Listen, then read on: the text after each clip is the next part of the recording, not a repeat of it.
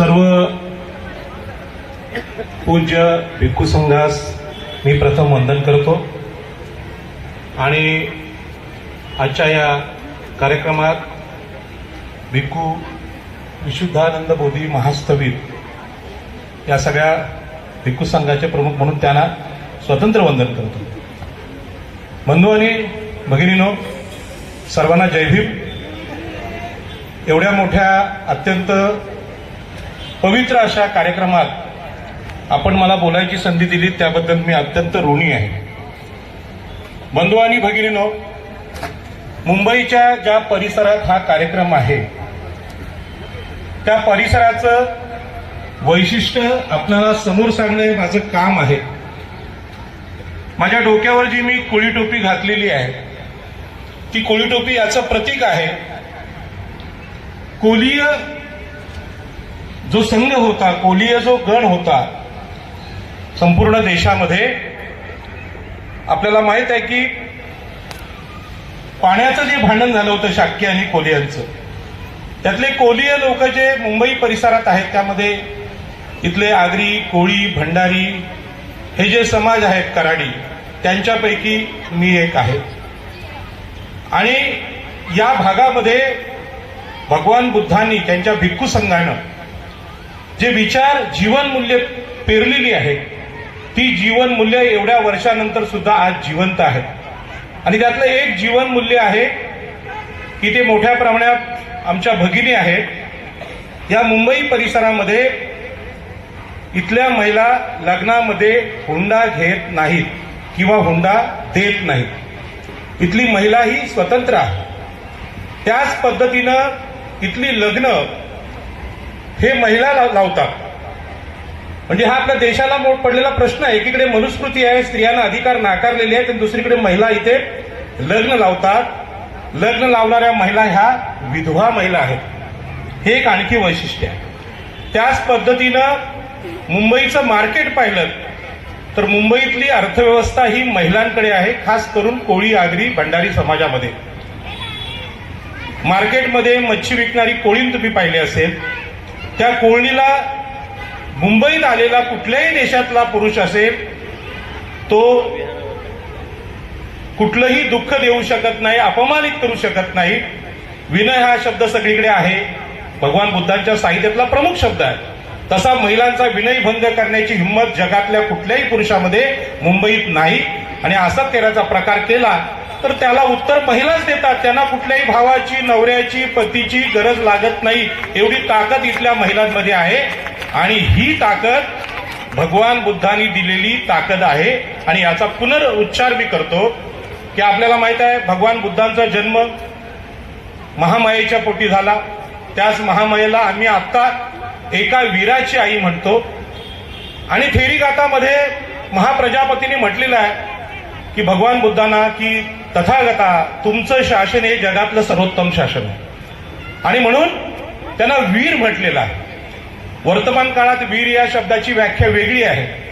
लोकांना शस्त्राने मारणाऱ्यांना वीर म्हणतात अलीकडे, परंतु भगवान बुद्धांनी जगाला सांगितलं की जगाला प्रेमाने जिंकतो तो वीर आहे। आणि म्हणून भगवान महावीरांच्या हातात कुठलंही शस्त्र नाही, तथागतांच्या हातात कुठलंही शस्त्र नाही, तरी पण ते वीर आहेत अशी वीराची व्याख्या केली गेली।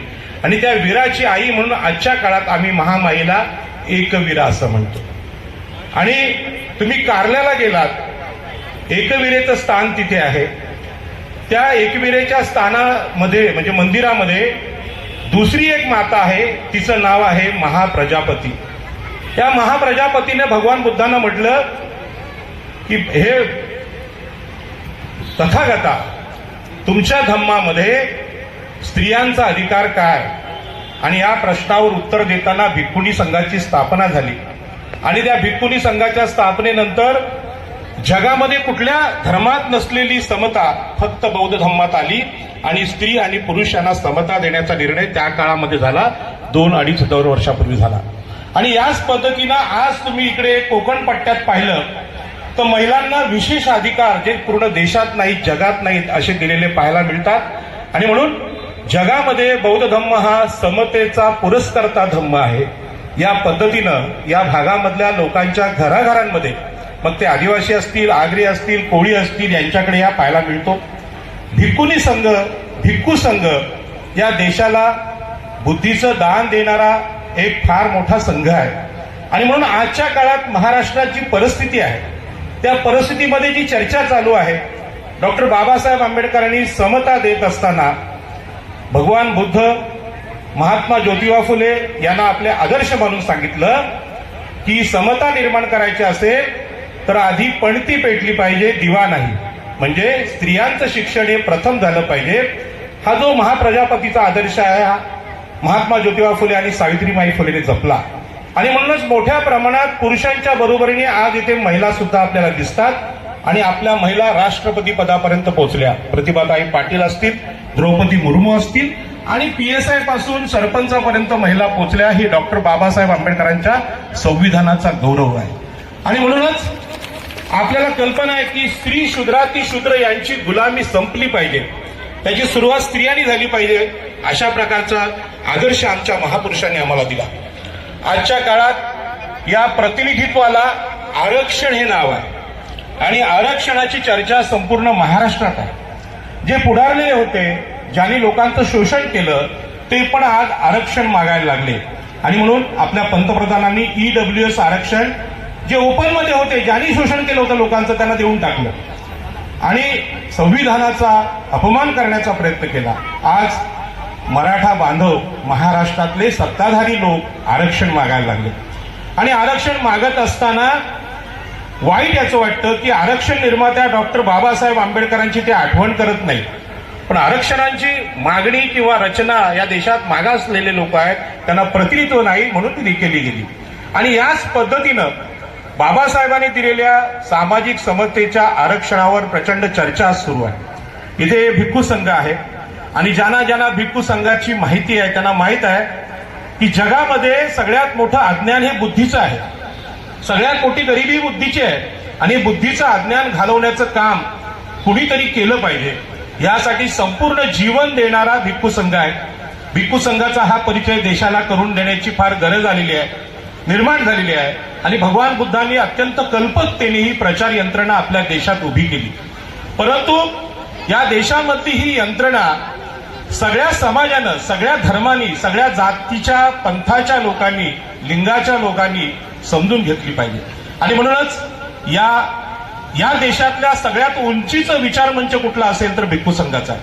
आणि त्यांचा आदर करून मी सांगतो की आज लोकांना हा प्रश्न पडलेला आहे की हे जे आरक्षण आहे, या आरक्षणाने देशामध्ये नक्की काय केलं. ज्या ब्राह्मण, क्षत्रिय, वैश्य यांनी या देशाचं शोषण केलं, क्रांती प्रतिक्रांतीमध्ये डॉक्टर बाबासाहेब आंबेडकरांनी हा विषय मांडलेला आहे. त्या ओबीसी, शूद्रातिशूद्र स्त्रिया यांच्या 85% शोषण झालं.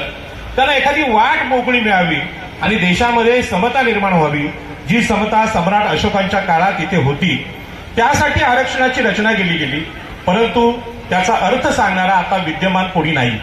देशातला कुठलाही विद्वान बाबासाहेब आंबेडकरांनी सांगितलेली संविधानिक समता, खरं म्हणजे राष्ट्र निर्माते डॉक्टर बाबासाहेब आंबेडकर, हे समजावणार कोणी नाही. आणि दुसऱ्या बाजूला या राष्ट्राची वेगळ्या प्रकारची मांडणी केली जाते. आम्हाला हे हिंदू राष्ट्र करायचं आहे आणि विषमता आणायची. आणि म्हणून आरक्षणाच्या विषयामध्ये आज मराठा समाजानं आम्हाला मागासवर्गीयांचं आरक्षण पाहिजे अशी मागणी केल्यानंतर या देशातल्या बुद्धिवाद्यांना प्रश्न पडला की या देशामध्ये जे कधी मागासलेले नव्हते, ज्यांनी लोकांचं शोषण केलं होतं, ते पण आरक्षण मागायला लागले.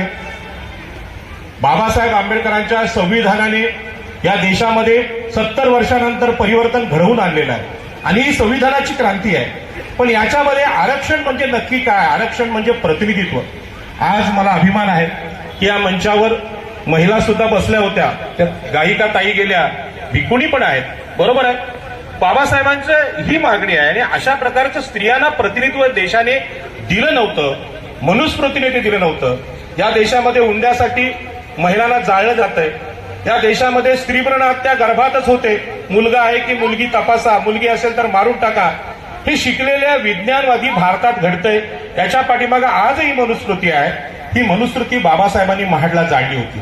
आणि म्हणून आता एक अशी चर्चा आली, त्या चर्चेनुसार मी त्या चर्चेचं उत्तर, हा जो विचारमंच इतका उंचीचा आहे, इतके विद्वान भिक्खू संघ इथे बसलेले आहेत, त्यांच्यासमोर हा विषय महाराष्ट्राला कळला पाहिजे. आणि म्हणून तुम्हाला हा मी विषय सांगतो की आज ओबीसी मधले ओबीसी जे सगळे मागासवर्गीय आहेत, ओबीसी, एससी, एसटी, समतेचा भारत निर्माण करण्यासाठी, सम्राट अशोकाचा भारत निर्माण करण्यासाठी, भगवान बुद्धांचा भारत निर्माण करण्यासाठी एक होत आहेत आणि सांगतायत की बाबासाहेबांनी दिलेलं स्त्रियांचं आरक्षण असेल, बाबासाहेबांनी दिलेलं ओबीसीचं आरक्षण असेल, बाबासाहेबांनी दिलेलं एससीचं आरक्षण असेल, बाबासाहेबांनी दिलेलं एसटीचं आरक्षण आहे, हे वाचलं पाहिजे, समता टिकली पाहिजे, पुन्हा एकदा विषमतावादी भारत आपल्याला नको होईल, यासाठी संघर्ष करायला एकत्र आलेले आहे। या संघर्षामध्ये आमच्या ओबीसींपैकी एक नेते हरिभाऊ राठोड, माजी खासदार, हे जरांगे पाटील यांना भेटले आणि सांगितलं की आम्ही ओबीसीच्या आरक्षण तुम्हाला घेतो, त्या ओबीसीचे छोटे छोटे भाग आम्ही करू आणि ते आरक्षण देऊ। परंतु बाबासाहेबांनी सांगितलेलं आहे की जे कधीही मागासवर्गीय नव्हते, जे शोषित नव्हते, त्यांना आरक्षण देण्याचा प्रश्नच नाही।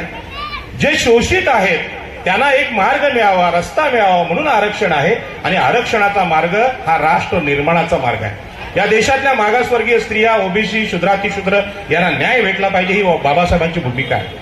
तर आरक्षणाचे छोटे छोटे तुकडे करू, वेगवेगळ्या जातीतल्या लोकांना ते देऊ, अशी कल्पना घेऊन काही ओबीसी बांधव गेलेत आणि ते मला समजावायला लागले की पाटील साहेब, मोठ्या जातींनी आरक्षण खाल्लं।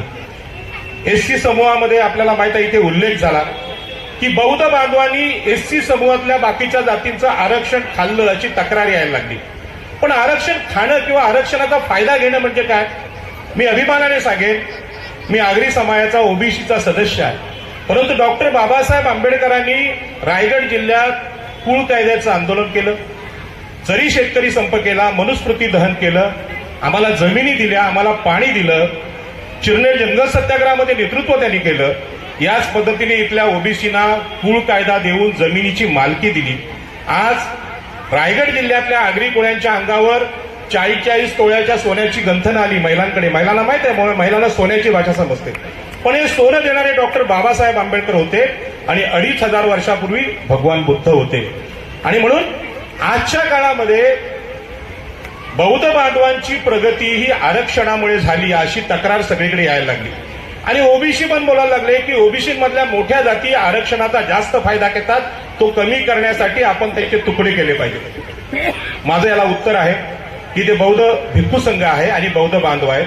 बौद्ध बांधवांना माहित आहे की बौद्ध बांधवांना एससी कॅटेगरीमध्ये आरक्षणाचा सगळ्यात जास्त फायदा का झाला, तर त्याने आपल्या खिशात आलेल्या पैशाचा उपयोग शिक्षणासाठी केला, आपल्या मुलांना शिकवलं, स्पर्धा परीक्षा दिल्या, म्हणून त्यांनी वेगाने प्रगती केली।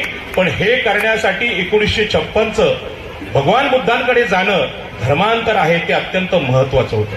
म्हणजे नुसत्या आरक्षणाने कुठल्याही मागासवर्गीयाचा फायदा होत नाही, तर आपलं कर्मकांड, आपल्या अंधश्रद्धा हे कमी करावं लागतं। आणि म्हणून सकाळी एका ओबीसी नेत्याचा फोन आला, ते सांगायला लागले की ओबीसी जातीतल्या मोठ्या जातींनी मायक्रो ओबीसीचं नुकसान केलं। मला हे सांगायचं आहे की आजचा जो बौद्ध धम्मात गेलेला आमचा बांधव आहे, एससी कॅटेगरीला बांधव आहे, हा पण अत्यंत मायक्रो होता, छोटा होता, मग त्यांनी एवढे आयएएस तेवढे आयपीएस कसे निर्माण केले? तर बाबासाहेब आंबेडकरांनी सांगितलं, अंधश्रद्धा सोडून द्या, कर्मकांड सोडून द्या, यज्ञयाग सोडून द्या।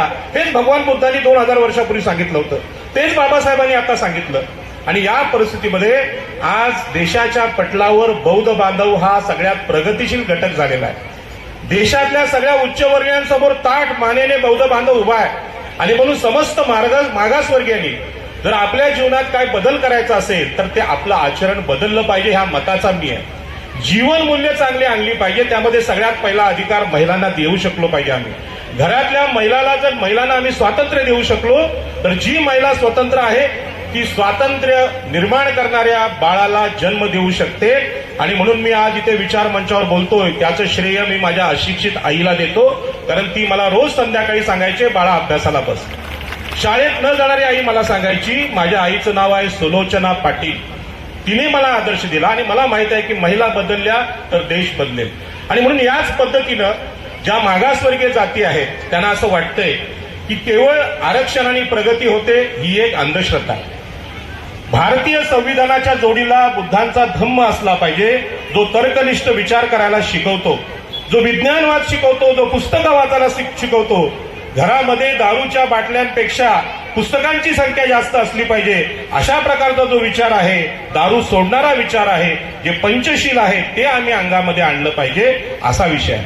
आणि म्हणून आज आरक्षणाच्या लाभधारकांनी समस्त देशाला, स्त्रियांना 50% स्त्रियांना घेऊन, ओबीसी एससी एसटी घेऊन, यांना घेऊन समतेची लढाई जिंकली पाहिजे.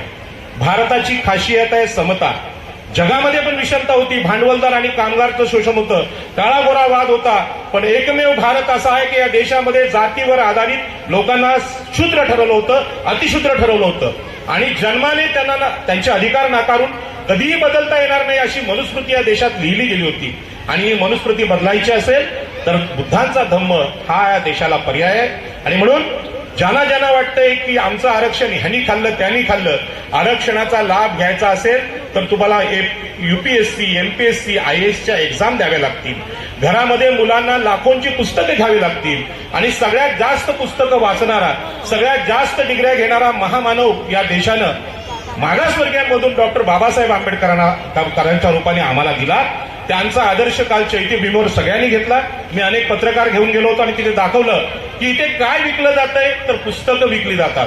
मुंबईमध्ये शेअर मार्केट आहे, मुंबईमध्ये कपडा मार्केट आहे, मुंबईमध्ये सोन्याचं मार्केट आहे, पण पुस्तकांचं, विचारांचं मार्केट कुठे असेल तर ते चैत्यभूमीला आहे. आणि म्हणून समस्त मागासवर्गीय ओबीसीच्या जातींना मी या निमित्ताने संदेश देतो, हा वादाचा प्रश्न नाही तर वाद मिटवण्याचा प्रश्न आहे. तो वाद मिटवायचा असेल तर त्यावर एकच उपाय आहे, स्वतःला बदलायचं असेल तर केवळ आरक्षण नाही तर आरक्षणाच्या जोडीला चांगलं आचरण असलं पाहिजे. आणि मला या भिक्खू संघाचा मोह होतोय की जगातले सगळे मोह त्यांनी सोडलेले आहेत आणि समाजाला प्रबोधित करण्यासाठी आपलं जीवन दिलेलं आहे. म्हणजे आपल्या देशामध्ये देवाला मानणारे लोक खूप आहेत, पण हे देवदुर्लभ जीवन आहे, देवांच्या वाट्याला पण असं जीवन नाही. अशा प्रकारचं महान जीवन या भिक्खू संघाने स्वीकारलंय. त्यांना मी शतशः वंदन करतो. माझी कुठे चूक घडली असेल तर आपण ती सांगावी, ती मी मागे घेईन. पण हा चांगला विचार देशाला भांडणापासून वाचवायचा असेल, आरक्षणावरून भांडणं नको पाहिजे असतील, स्वतःला बदलण्याचा निर्णय घ्या आणि भिक्खू होणं यापेक्षा दुसरा आदर्श असूच शकत नाही असं मी सांगतो आणि माझं हे बोलणं संपवतो. जय हिंद, जय महाराष्ट्र, नमो बुद्धाय.